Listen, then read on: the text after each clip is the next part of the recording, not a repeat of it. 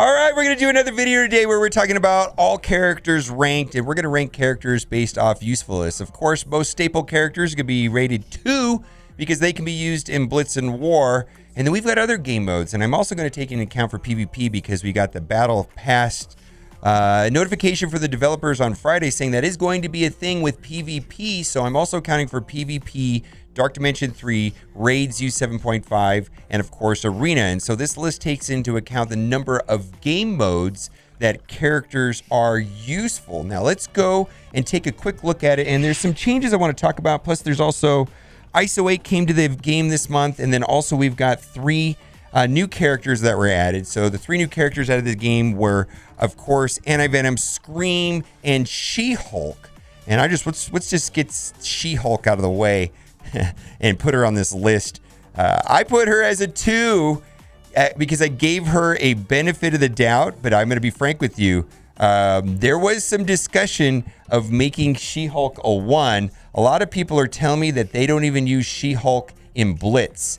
They don't even use She-Hulk in Blitz because that's what a staple character is, that they're at least useful in War and also in Blitz. But people are saying, nah, I don't really use my She-Hulk because I've still got Namor. I use Namor with the Fantastic Four because Namor is trash outside of War. Basically, we've got 2 characters that are not great. But truth be told, I think She-Hulk is a better character than Namor outside of War, just based off of her stats and her things like that. She's a bit slow, but I gave her the benefit of the doubt. But I got to tell you, I kind of struggled putting her at a 2. I might have given her 1. So the way the ranking system works is that basically we've got God tier characters here at the top, which are the 5s and the 6s. And I don't want to split hairs about whether or not which 5 and 6 is better than the other. They're all just quite over the top good, using them every day. And then 4s and 5s are very, very good characters. Like Namor was a character that I bumped up from a 3. I think he's going to, seems to be very useful in Dark Dimension 3 from what I'm hearing. And then also, we've got 2s, which are staples, and then we've got 1s and 0s, which are trash. Now, I'm going to make a second part to this video. This particular video right here today is not taking into account ISOs, or I'm not giving any ISO suggestions, but I typically have been going off of Reminex's list anyways. I'm going to put a link to that to the description, and I've got some thoughts on how I see ISOs changing things, and we're going to do that. Before we get in and just kind of scroll down and talk about, I want to talk about some characters that I downgraded. Well, there's only one massive downgrade, I feel. Mr. Sinister, for a couple different reasons, I just don't see him being raid viable anymore because of symbiotes. And so there was a couple situations where I was using him in U7.5, but now that's all become about symbiotes and symbiotes. And in fact, there were some characters that I really, mostly what happened this month is that symbiotes are here and they're running raid. And I was thinking, wow, what does that mean for Shuri? What does that mean for Minerva? I'm hoping that I don't have to use Shuri and Minerva at all anymore. Now, I downgraded Mr. Sinister, but I didn't downgrade Minerva and I didn't downgrade Shuri yet. But they're on the watch list. I want to promise you, the problem is with Shuri and Minerva is their health pools are relatively low. And so I'm not going to want to start using them anymore in U7.5. Now, let's talk about symbiotes because we added 2 new symbiotes to the game. And the thing about symbiotes, Carnage and Symbiote Spider-Man all got upgrades. They were 5s before and they got moved up to 6s because I am absolutely using them in the arena right now. Doc Ock also got a boost. He is getting used almost everywhere now. I couldn't quite pull the trigger and bring him all the way up to a 6. But he was a 4 before, and I was thinking about taking him up to a 6, but we left him at a 5 at the end of the day. But as far as the 5 symbiotes, I believe the 3 that are the most important are going to be Spider-Man, Carnage, and Anti-Venom. And the reason why they got the 6s over the 5s, I believe that these 3 are going to get usage in PvP more so than Venom and Scream. These characters...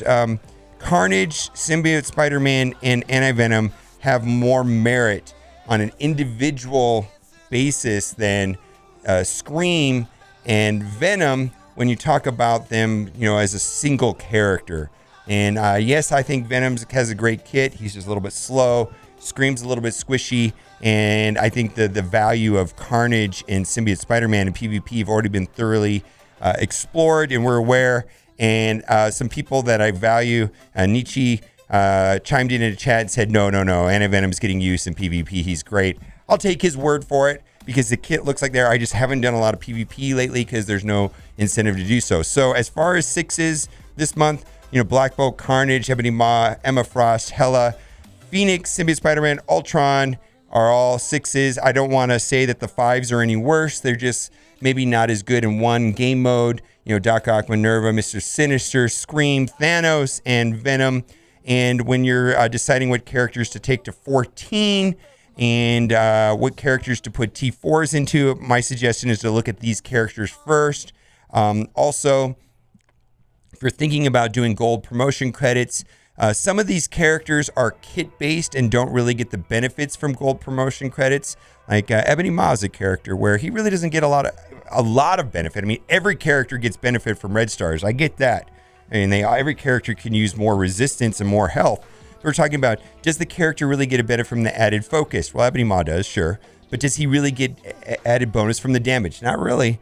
2 out of his 3 abilities don't really benefit from damage, where a character like Black Bolt is, the more stats you can give him, the more damage you can give him, the more nerds he can wreck. So that is a separate conversation than T4s. But what I'm trying to say is when allocating important recesses, like taking a character to G14 or putting T4s or putting gold promotion credits, my suggestion is that it needs to be exclusively these high value characters that I've got here in the 4s and the 5s. The nuanced characters that are good, that are useful are going to be in the 3s and the 4s. And let's just move down to the 3s and the 4s.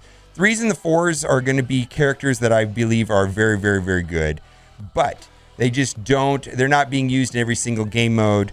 Maybe they have a limited use outside of, they're useful in 1 or 2 extra game modes outside of Blitz and War. Blitz and War is going to be your staple characters. And so this is Zemo got an upgrade right here. He's obviously going to be good in PvP, but in DD3, people are telling me that, he goes first, he gets some damage, and then he actually does quite a bit of good stuff. Any kind of PvE, player versus environment game mode, where there's going to be minions, Zemo's going to be good. And I believe that we haven't seen the full potential of Zemo until we have to play PvP, which is supposed to become more of a thing once the battle pass system comes in. Other thing too, the next video I want to make is going to talk about the ISOs on this, so stay tuned for another video about ISOs. But I just wanted to mention that DD4 is around the way, Gear 15 is around the way, probably level 80s around the way. The PIM team is on the way. What does that mean for characters like Wasp and Ant-Man? We don't know, because those are trashed right now. They're just trash characters. So I'm going to scroll down through here quickly just so you can see all of the rankings of these characters. These are characters that are better than just, the 2, everyday game modes, which will be. Now, let's talk about 2s. 2s are going to be characters that, frankly, we just said 2s are characters that are going to be good in Blitz and or War. And so these are going to be, your staple characters. When should you put tons of resources into these characters? Well, maybe if you pull a 7 red. So like Coulson was a character that I pulled a 7 red, and he's only useful in defense and war and in blitz. Would I have ever taken him very high if I didn't have a 7 red? No. So these 2s through 4s, there's going to be a lot of discretion on your part whether or not you want to put T4s or take them to Gear 14, depending on the red stars that you have. Now, which takes us to the areas where, unfortunately, even if you pull high red stars, there's not much I can say about these characters down here. Now, Ant-Man and Wasp, have been in this category for sure, and it's possible that they're going to get a rework with the PIM. I can say that with some certainty that Ant-Man and Wasp are going to get a rework because we had access to the kit to Yellow Jacket on Friday, and it's very clear that the Yellow Jacket is going to be some sort of mandatory character, from what it looks like, to get Doom and to have some sort of success inside of Dark Dimension 4. What that looks like, we're uncertain. Namor has been dropped down. He's pretty much only good on offense and war. I really feel like She-Hulk should be down here in this one category also. And this, unfortunately, these are the characters here at the bottom. If you pulled a 7 red, or if I pulled a 7 red, maybe I would be disappointed with these characters. Okay, I'm going to have to make a list about this. I'm going to remake this video in a couple days from now, and I'm going to include ISO 8 suggestions and the thought process on ISO 8 on some of these top characters. I probably won't venture into the 2s. I probably will only venture into the 5s and the 6s and maybe some of the 4s and the 3s. Let me know what kind of information on a list like that you'd enjoy seeing, and we'll wrap it up right there. All right, guys, thanks for watching, and keep on gaming.